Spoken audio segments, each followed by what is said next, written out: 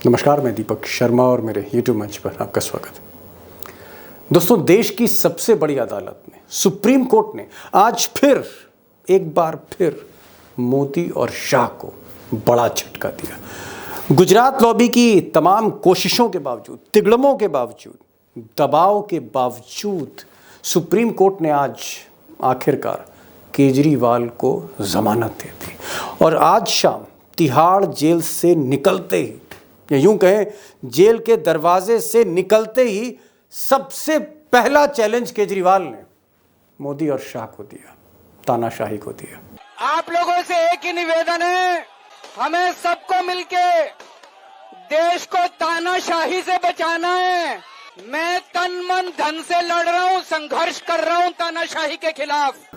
अब दोस्तों, केजरीवाल की इस रिहाई से, अनएक्सपेक्टेड बेल से इंडिया अलायंस, विपक्ष का मनोबल बढ़ा है, हौसला बढ़ा है और आप कह सकते हैं कि ममता बनर्जी से लेकर उद्धव ठाकरे, राहुल गांधी से लेकर तेजस्वी, अखिलेश यादव, सब में आप कह सकते हैं कहीं ना कहीं एक जोश भर आया है। और इस रिहाई को लेकर सुप्रीम कोर्ट का, खासकर चंद्रचूड़ साहब जो चीफ जस्टिस हैं, उनका सबने कहीं ना कहीं शुक्रिया अदा किया। लेकिन एक साहब ऐसे भी हैं सियासत के इस मेले में जो कहीं ना कहीं नाराज दिखते हैं, बेचैन दिखते हैं, बौखलाए दिखते हैं, मोदी जी के चाणक्य अमित शाह। अब सवाल इस बात का है कि रिहाई जो है वो केजरीवाल की हो रही है, वो जेल से बाहर आ रहे हैं और दिल की धड़कनें, या यूं कहें पेट में दर्द, अमित शाह के हो रहा है। अब दोस्तों, केजरीवाल की ये जो रिहाई है, अनएक्सपेक्टेड बेल जो है, जिसको लेकर बीजेपी में बड़ी बेचैनी है, इसका इम्पैक्ट बाकी बचे चुनाव में क्या होगा?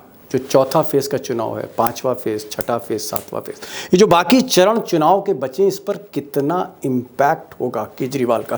क्योंकि केजरीवाल सिर्फ दिल्ली और हरियाणा में कैंपेन करने नहीं जा रहे हैं, वो सिर्फ पंजाब नहीं जा रहे हैं, वो महाराष्ट्र भी जाएंगे, उत्तर प्रदेश भी जाएंगे।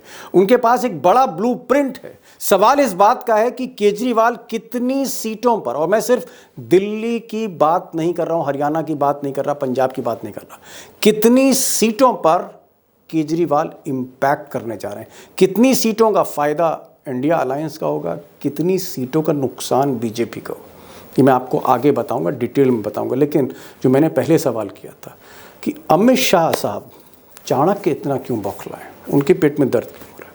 2 पॉइंट, बहुत अहम 2 पॉइंट हैं जिनको समझना बहुत ज़रूरी है। नंबर 1, अमित शाह चाहते थे कि सुप्रीम कोर्ट में जो बेल का मामला गया है, अब उनका ये प्लान था, उनकी ये सोच थी या कोशिशें हो सकती, ऐसा कहा जाता है कि अमित शाह चाहते थे कि 25 मई तक, जी हाँ 25 मई तक, 25 मई तक केजरीवाल जेल से बाहर ना आए।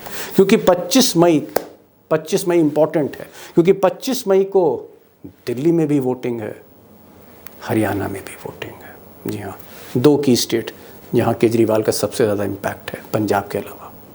पॉइंट नंबर 2, ये अलग बात है कि केजरीवाल, अगर उनकी बेल पहले हो जाती तो वो गुजरात भी जाते, लेकिन अभी इस स्टेज पे जो बेल हुई है, इस मोड़ पर जो बेल उनकी हुई है केजरीवाल की, उससे एक और इम्पैक्ट होने जा रहा है। क्योंकि अभी महाराष्ट्र की 24 सीटें बची हैं जहां बीजेपी की हालत बहुत ख़राब है, उत्तर प्रदेश की 54 सीटें अभी बची हैं, चौथे, पाँचवें, छठे, सातवें फेज में 54 सीट्स, 80 में से 54 सीट यूपी में बची हैं और तकरीबन 24 सीटें, आधी सीटें महाराष्ट्र में बची हुई हैं। और ऐसे में केजरीवाल का जेल से बाहर आना और आते ही तानाशाहों को चैलेंज कर देना, अमित शाह दरअसल ये नहीं चाहते थे। इस मोड़ पर जमानत नहीं चाहते थे, ऐसा कहा जाता है। अब सबसे ज़्यादा जो नुकसान चाणक्य का या बीजेपी का हो रहा है या मोदी शाह का हो रहा है, वो हरियाणा और दिल्ली के मैदान में हो रहा है। अभी तक कह रहे थे कि दिल्ली में तकरीबन बीजेपी 5 सीटों पर आगे चल रही है, लेकिन जिस तरह से अरविंद केजरीवाल बाहर आए हैं एन वक्त पर, जिस तरह की रिपोर्ट्स और फीडबैक आ रही है, ऐसा कहा जा रहा है कि मनोज तिवारी की सीट, जी हाँ, भोजपुरी सिंगर और दिल्ली के पूर्व अध्यक्ष मनोज तिवारी, अमित शाह के सबसे खास, और सुषमा स्वराज की बेटी बांसुरी स्वराज, इनकी सीटें भी फंस गई हैं केजरीवाल के आने से। ये मेरा असेसमेंट नहीं है, ऐसा बीजेपी के नेताओं का मानना है। और हरियाणा में जहां सरकार बीजेपी की कहीं ना कहीं उसकी सांसें अटकी हुई हैं, वहां पर केजरीवाल अगर जाएंगे तो 10 में 10 सीटों का क्या हाल होगा। जहां सरकार हिली हुई है, सरकार किसी भी वक्त गिर सकती है हरियाणा में, वहां की 10 सीटों का क्या हाल होगा, क्या आलम होगा। जहां के रहने वाले केजरीवाल हैं, सबसे ज़्यादा फुटप्रिंट्स दिल्ली के बाद उनके हरियाणा में। ये अलग बात है कि वो चुनाव नहीं जीते, पंजाब में जीते, हरियाणा में क्या होगा। महाराष्ट्र और उत्तर प्रदेश, वहाँ भी केजरीवाल जाना चाहते हैं, जहाँ अभी से संजय सिंह बैटिंग कर रहे हैं। आज कन्नौज में भी संजय सिंह थे राहुल गांधी और अखिलेश यादव के साथ। तो ऑलरेडी वहाँ पर काम चल रहा है, जो ब्लूप्रिंट केजरीवाल ने बनाया। हालांकि महाराष्ट्र से लेकर बंगाल तक मार करेंगे। अब ये जो सवाल है कितनी सीटों का नुकसान कर सकते हैं, इसका तफसील से मैं आगे एक्सपर्ट के साथ आपको जवाब दूंगा। लेकिन हाँ, अगर संख्या की आप बात कर रहे हैं, 25 से 30 सीटों का नुकसान हो सकता है। क्यों होगा नुकसान 25 से 30 सीटों का मोदी को, ये मैं आगे तफसील से अशोक वानखड़े टाइगर के साथ बताऊंगा आपको। तो दोस्तों, बीच चुनाव में केजरीवाल, अरविंद केजरीवाल की रिहाई, या यूँ कह लें अरविंद केजरीवाल फैक्टर क्या अब गेम चेंजर है इंडिया अलायंस के लिए, विपक्ष के लिए। और नंबर एक सवाल कि अगर अरविंद केजरीवाल एक बड़ा फैक्टर हैं, तो फिर ये मोदी शाह का कितना नुकसान करने जा रहे हैं, और कहां करने जा रहे हैं, और कितना करने जा रहे हैं, और इंडिया अलायंस को कितना फायदा देने जा रहे हैं। तो बीजेपी को कितना नुकसान करेंगे केजरीवाल, और विपक्ष का कितना लाभ करेंगे केजरीवाल। ये जो नफे नुकसान का पूरा आप अरिथमेटिक, मैं चाहता हूं इसको पूरी तरह से आज डिकोड करूं, क्योंकि चुनाव में बहुत महत्वपूर्ण है। अगर मोदी की इस स्टेज पर, इस मोड़ पर 30 सीटें तो बहुत हो गई, अगर 15-20 सीटें भी किसी फैक्टर से घटती हैं, तो उनके स्कोर बोर्ड पे, मोदी के स्कोर बोर्ड पे उसका एक बड़ा असर होगा। चलते हैं सीधे अशोक वानखड़े टाइगर के पास, समझते हैं इस सवाल को, कितना इम्पैक्ट होने जा रहा है इस चुनाव में। टाइगर, जो सबसे बड़ा सवाल, और सबसे बड़ा टाइगर सवाल ये आ रहा है कि गुजरात लॉबी, मैं देख रहा हूं कि बीजेपी की जो दिल्ली की टीम है, चेहरे पे हवाइयां उड़ी हुई हैं उनके, और वो कह रहे हैं कि नहीं साहब, ये तो कहीं ना कुछ हुआ है। तो अमित शाह इतना प्रेशर में क्यों है? अमित शाह को क्या प्रेशर लग रहा है? अमित शाह को लग रहा है कि दिल्ली में थोड़ा गड़बड़ हो सकता है। ये जो 7 सीटें गड़बड़ हो गया है, दिल्ली में गड़बड़ हो गया है, डैमेज हैज बीन डन। ओहो, जो दिल्ली की सारी सीटें इनके पास थी, अब वो सीटें इनके पास नहीं होगी। नहीं, आप कह रहे हैं मनोज तिवारी भी हार रहे हैं, सुषमा स्वराज की लड़की भी पिट रही है। सुषमा स्वराज की लड़की जा रही है, मनोज तिवारी हालत बहुत गंभीर है।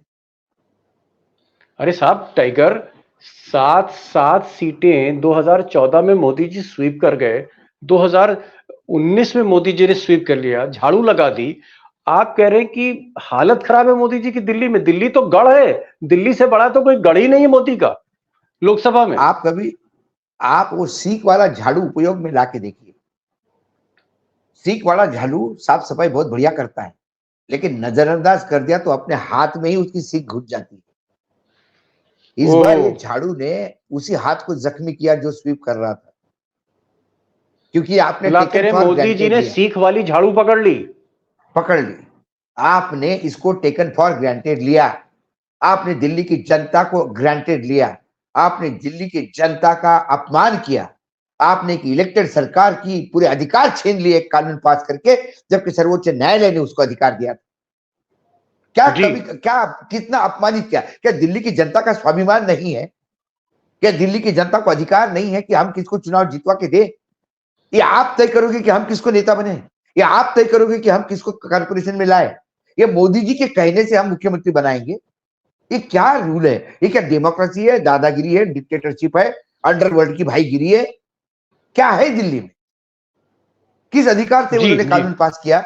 उसके बाद बिल्कुल भी उसके बाद आप उनको जेल में डाल देते हैं, और आप कहते हैं कि शराब घोटाला, इतना बड़ा घोटाला, इलेक्ट्रल बॉन्ड का घोटाला के सामने शराब घोटाला बूंद है ये समुद्र में। आपने इससे ज्यादा बेईमानी से और इससे ज्यादा करप्ट वे से पैसा कमाया है इलेक्ट्रल बॉन्ड से। आपने हाका लगवाया है एजेंसियों से पैसा वसूली का, आपने एक्सटॉर्शन मनी लिया है। आपने लोगों के साथ जिंदगी के साथ खेलने वाली दवाई कंपनी से चंदा लेके उन्हें माफ किया है। फिर वो तो कुछ भी नहीं। इन्होंने जो चेक लिया अपने अकाउंट में, आप उसको रिश्वत बोलते हो, तो पूरा इलेक्ट्रल बॉन्ड सिस्टम ही रिश्वत है। तो दिल्ली की जनता के सामने सारी बातें आ गई है। चोर कौन है, डकैत कौन है, पॉकेटमार कौन है। चलिए टाइगर मैंने टाइगर मान लिया, आपने पॉइंट वेल टेकन। आपका कहना है कि दिल्ली की 7 सीटें फंस गई है, चाहे मनोज तिवारी जितने बड़े भोजपुरी के सिंगर हों, जितने करीब अमित शाह के, उससे कुछ होने वाला नहीं। और बांसुरी स्वराज, चाहे वो सुषमा स्वराज की बेटी हो, सिंपैथी नहीं मिलने वाली है, क्योंकि दिल्ली का मैदान पूरी तरह से, आप कह रहे हैं पहले ही वहां खेल हो चुका उस मैदान पर। मैं हरियाणा की बात कर रहा हूं। हरियाणा में 10 सीटें, और 10 की 10 सीटें मोदी जी की झोली में 2019 में गई, 2014 में मोदी जी की झोली में गई। अगर केजरीवाल हरियाणा जाते हैं, जहां उनकी पॉपुलैरिटी है, हरियाणा के ही रहने वाले हैं, क्या हरियाणा में केजरीवाल जाके अगर आक्रामक कैंपेन करते हैं तो हरियाणा की 10 सीटें, क्या ये भी फंसी हुई है? हरियाणा का हाल दिल्ली जैसा होगा या और भी बदतर? हरियाणा का हाल बहुत बुरा है। मुख्यमंत्री भी गांव में घुस नहीं पा रहे हैं। किसान कह रहे हैं कि आपने हमारा दिल्ली का जाने का रास्ता रोका था ना। क्या बात कर रहे हैं टाइगर आप? आज तो पता नहीं, आज ब्रेकिंग पे ब्रेकिंग दे रहे हैं। आप कह रहे हैं मुख्यमंत्री नहीं घुस पा रहा वहां पर अरे मैं बता रहा हूं आपको, अरे भाई दीपक भाई, मैं बता रहा हूं, वीज जैसे सीनियर आदमी जिन्होंने अपनी जिंदगी दी भाजपा को, घर बैठे हैं। अनिल विज घर बैठे हैं। दूसरी बात, किसानों को दिल्ली का जाने का रास्ता जिस हरियाणा ने रोका, किसान कह रहा है कि तुम्हारा दिल्ली का रास्ता हम रोकेंगे, हम देखते हैं तुम कैसे दिल्ली जाते हो। किसान तो ताकत नहीं दिखाएगा, वो बटन दबा के इनको घर रोकेगा। ऑलरेडी बीजेपी के खिलाफ एंटी इनकम्बेंसी भयंकर है, बहुत लोग नाराज है। सरकारें पत्तों जैसे बदलते हैं, जब माने उस राज्य की कोई औकात नहीं रही। उसके बाद कांग्रेस का स्ट्रांग होना, सिंपैथी कांग्रेस को भी है, इतने दिनों से सत्ता से बाहर है। उसके बाद इनका जो कुनबा था, वो चौटाला अलग हो गए, वो अलग फ्रंट खोल के बैठे हैं। तो टाइगर बता तो दीजिए, टाइगर साहब बता तो दीजिए, फिर हरियाणा में क्या होने जा रहा है? क्या दिल्ली होने जा रहा है हरियाणा में? अरे हरियाणा में दिल्ली से भी वर्स्ट होने जा रहा है। ओहो, कोई 2-3 सीटें इज्जत बचाने के लिए मिल गई तो मिल गई। व्यापारी That means there is no factor, Modi factor in Haryana.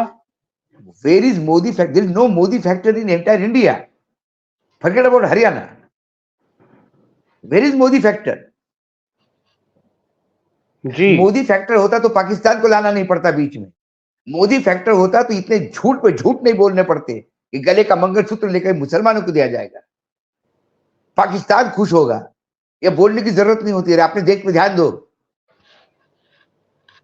Ji. Modi factor होता तो ये इतने सारे भ्रष्टाचारियों को अपने गले में लेके बैठना नहीं चाहिए था। मोदी फैक्टर होता तो आज भी उद्धव संकट में आए तो मैं भाग के जाऊंगा करके रास्ता नहीं खोलते। मोदी फैक्टर होता तो आज शरद पवार को इनवाइट नहीं करते कि आप उधर क्यों जा रहे हैं, आप हमारे पार्टी में आइए। क्या मोदी फैक्टर? जी। मोदी फैक्टर होता तो गन पॉइंट पे लोगों को चुनाव से विड्रॉल नहीं करवाते, सूरत नहीं होता, इंदौर नहीं होता। जी, मोदी फैक्टर ही नहीं है, इसीलिए सबसे बड़ी चिंता है। जी टाइगर, आपको लगता है कि ऐसे वक्त पे जब मनीष सिसोदिया जेल में है, सत्येंद्र जैन जेल में है, राघव चड्ढा एक प्रोमिनेंट लीडर वो जो है लंदन में है, कहीं इलाज करा रहे हैं, केजरीवाल की जो पत्नी है बहुत अच्छी तरह से नहीं कर पा रही थी, क्योंकि मूलतः नौकरी छोड़ने के बाद वो घर में ही बैठी रही। केजरीवाल के आने से आपको लगता है कि मोदी का जो माइंड है, मोदी का जो जहन है, माइंड है, क्या इस माइंडसेट को केजरीवाल, राहुल गांधी, तेजस्वी, अखिलेश यादव या फिर ममता बनर्जी, उद्धव ठाकरे, क्या मोदी के माइंड को सबसे बेहतर अरविंद केजरीवाल IIATN इंजीनियर समझता है? मोदी जी को अमित शाह भी जितने नहीं समझते, उससे ज्यादा अरविंद केजरीवाल समझते। अरे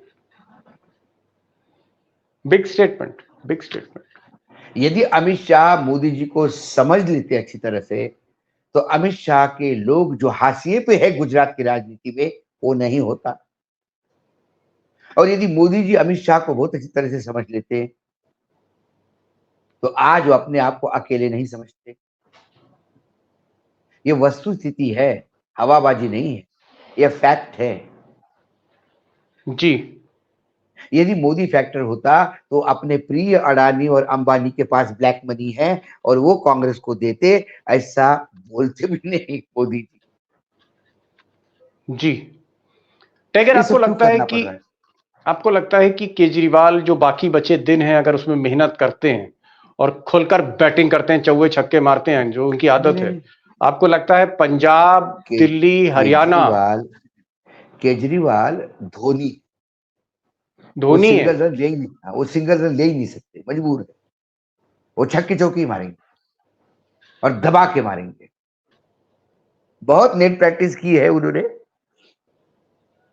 तिहाड़ के जेल में। जी। अब बाहर आके, और यहाँ पे सिर्फ दिल्ली नहीं, दिल्ली, हरियाणा, पंजाब छोड़ के भी वो हिमाचल है, महाराष्ट्र में भी जाएंगे, हिमाचल भी जाएंगे, उत्तराखंड जाएंगे, उत्तर प्रदेश बंगाल उतरेंगे, भी, बंगाल भी बंगाल भी जाएंगे, जाए। बंगाल भी जाएंगे। जी जी। आपको क्या लगता है ये एक गेम चेंजर होगा इंडिया के लिए? यस, इंडिया के लिए, इंडिया के लिए तो अभी प्रधानमंत्री जी का हर भाषण गेम चेंजर है। इंडिया के लिए तो अभी अरविंद केजरीवाल जैसे स्टार प्रचारक का खुल के निकलना ये गेम चेंजर होगा। जी। कई गेम चेंजर्स हो रहे हैं, हर राज्य से गेम चलिए चेंजर आ रहा है। टाइगर, एक सवाल और पूछ लूं। जब अब केजरीवाल बाहर आ गए, आप कह रहे हैं कि गेम चेंजर है, ये आदमी बाजी पलट सकता है, मान लिया चलिए बाजी पलट सकता है, और आप कह रहे हैं कि साहब मोदी और अमित शाह की हवाइयां उड़ी हैं, सारी तैयारियां हो रही हैं, आप कह रहे हैं कि ना सिर्फ दिल्ली, ना सिर्फ हरियाणा, ना सिर्फ पंजाब, केजरीवाल मार करेगा महाराष्ट्र से लेकर बंगाल तक, उत्तर प्रदेश भी जाएगा। अब ये एक चीज बता दीजिए, क्योंकि दीपक लास्ट भाई, सवाल है जी। केजरीवाल जब राज्य मुख्यमंत्री है, लगातार वो टेन्योर मुख्यमंत्री रहे, आपने देखा होगा हर राज्य के रीजनल लैंग्वेज में दिल्ली की सरकार के विज्ञापन चलते थे। सही कह रहे हैं। केजरीवाल मराठी में लोग बोलते थे कि केजरीवाल, गांव में लोग बोलते थे कि दिल्ली में केजरीवाल ने स्कूल बहुत बढ़िया बनाए। बोले आप कहे गए गांव में? बोले नहीं, वो टीवी में बहुत विज्ञापन आता है, वो बताते हैं कैसा किया। तो मतलब केजरीवाल आप कह एक रहे हैं ब्रांड नेशनल है, फुटप्रिंट, एक ब्रांड है, ब्रांड। नेशनल मैं फुटप्रिंट है उनका। अब जब वो मैं जेल से जाएंगे छूट के, और वो तो ऐसा शहादत बताएंगे कि देखो देखो मुझे नहीं जेल नहीं, किया था। मेरा मेरा टाइगर, मेरा सवाल है, और मैं बहुत ईमानदारी के साथ और बोल्ड आपसे जवाब चाहता हूं। मान लीजिए आज मोदी 260 पर हैं, जैसा कि खबरें आ रही हैं, बीजेपी के भीतर से खबरें आ रही हैं कि मोदी का रथ फंस रहा है, बिहार में फंस रहा है, महाराष्ट्र में फंस रहा है, यूपी में फंस रहा है। आज तो राहुल गांधी ने कह भी दिया कन्नौज में कि नोट कर लो, प्रधानमंत्री मोदी अब नहीं बनने वाले, 4 जून को ये प्रधानमंत्री नहीं बनेंगे। तो जो फीडबैक बीजेपी का आ रहा है, मैं ऑल्टरनेट मीडिया की बात नहीं कर रहा हूं, मैं कांग्रेस की बात नहीं कर रहा हूं, मैं अपनी बात नहीं कर रहा हूं। 260 265 के आसपास बीजेपी का जो थिंक टैंक है वो इस वक्त मोदी को असेस कर रहा है। इसीलिए मोदी चाहते हैं कि चौथे, पांचवें, छठे, सातवें फेस में वो लीड लें किसी तरह से, सो दैट 272 के ऊपर जाए। 260 पे अगर मोदी खड़े, मान लीजिए, और केजरीवाल का बाहर निकलना, इंडिया में एक सिनर्जी पैदा करना, ये 260 फिर कहां जाएगा 4 जून को? 230 पे केजरीवाल 30 सीट खाने का औकात रखते हैं। 30 सीट केजरीवाल खा जाएंगे? आप कह रहे हैं कि 230 पर अगर देखिए मोदी दीपक जा भाई, रहे हैं, 200 नहीं देखिए नहीं, दीपक भाई, टाइगर सवाल यहां से शुरू हुआ है। 230 पर अगर मोदी आते हैं, टाइगर फाइनल क्वेश्चन, 230, आप कह रहे हैं केजरीवाल फैक्टर 30 सीट नीचे ला सकता है। मैं बहुत डिटेल में नहीं जाऊंगा, फिर अगला वीडियो बनाऊंगा आपके साथ कि 30 सीटें कहां कहां की हैं। मैं सिर्फ एक स्ट्रेट क्वेश्चन पूछ रहा हूं अपने दोस्तों की तरफ से, 230 पर अगर मोदी जाते हैं तो क्या फिर मोदी की सरकार बनेगी, या फिर इंडिया अलायंस के लिए दरवाजा खुल गया? एनडीए की सरकार बनेगी, मोदी की सरकार नहीं बनेगी। समझा नहीं सर। सर आप और एक चीज क्लियर सोचिए, बोलिए।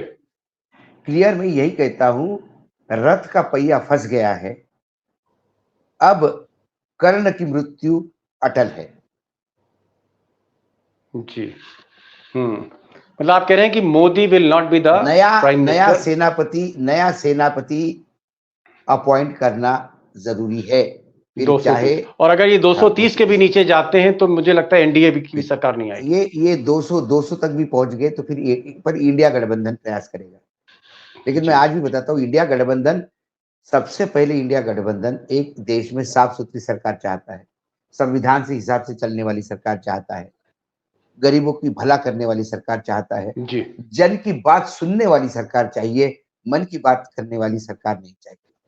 तानाशाही टाइगर, जो प्रवृत्ति है उससे देश को मुक्ति दिलाने की बात मैं इंडिया के कई गठबंधन के बड़े नेताओं से कह रहा हूँ। मैंने बोला जी प्रधानमंत्री, बोले किसको चाहिए प्रधानमंत्री? बीजेपी भी सत्ता में आए तो हमें कोई प्रॉब्लम नहीं, लेकिन अटल जी जैसा कोई डेमोक्रेटिक गवर्नमेंट नेतृत्व उभरे, चाहिए। डेमोक्रेटिक गवर्नमेंट चाहिए, कोई अटल जी जैसा नेतृत्व उभरे तो क्या क्या जी हो सकता है। सरकारें आती है जाती है। डेमोक्रेटिक गवर्नमेंट चाहिए 4 जून के बाद, टाइगर का कहना है। टाइगर ये भी कह रहे हैं कि केजरीवाल फैक्टर, ये जो के फैक्टर है, के फैक्टर, ये 30 सीटें मोदी के स्कोरबोर्ड में कम करने की हैसियत रखता है। तीसरी बड़ी बात कही कि मोदी और शाह की हवाइयां उड़ी हैं कि अब दिल्ली, हरियाणा, पंजाब या महाराष्ट्र में बची सीटों पर क्या होगा, बंगाल में कहा क्या होगा, क्योंकि केजरीवाल एक स्क्रिप्ट लेके आए हैं, पूरे हिंदुस्तान में वो कैंपेन पे निकलने वाले हैं। तो कहीं ना कहीं एडवांटेज इंडिया लगता है, ये टाइगर का कहना है। और टाइगर ये भी कह रहे हैं कि सबसे बुरी स्थिति हरियाणा में हो सकती है, वो हरियाणा जहां मोदी की कर्म भूमि, जिसे मोदी कर्म भूमि कहते हैं कि साहब यहां पर हमने मनोहर लाल खट्टर के साथ यहां पर खून पसीना एक किया हरियाणा में, वो हरियाणा मोदी का फंस गया, ये टाइगर कह रहे हैं। टाइगर, आप आए और जिस तरह से बेबाकी से आपने चीजें रखी, और ये जो के फैक्टर आपने बताया, K factor is equal to 30 seat, यानी केजरीवाल 30 सीट का नुकसान मोदी जी के लिए करने जा रहे हैं। 260 से 230 ला सकते हैं, 250 पे मोदी हैं तो 220 पे आ सकते हैं, ये आप कह रहे हैं। मैं जरूर चाहूंगा कि जब केजरीवाल कैंपेन स्टार्ट करते हैं, हम फिर एक बार केजरीवाल पर बात करेंगे, दोस्तों से मैं कहना चाहूँ, और असेस करेंगे कि फील्ड में, ग्राउंड पे ये जो घायल शेर पिंजड़े के बाहर आया है, इसका असर क्या है, इसका असर क्या होता है सियासत पे अगले आने वाले 15 दिनों में। टाइगर, आप आए इस प्रोग्राम में, आपका बहुत बहुत शुक्रिया। दोस्तों की तरफ से मैं फिर से आपको सैल्यूट करता हूं कि आप आते हैं और इतना आपका मसरूफ आपका शेड्यूल है, उसके बाद भी आप समय देते हैं। Thank you so much for joining this programme.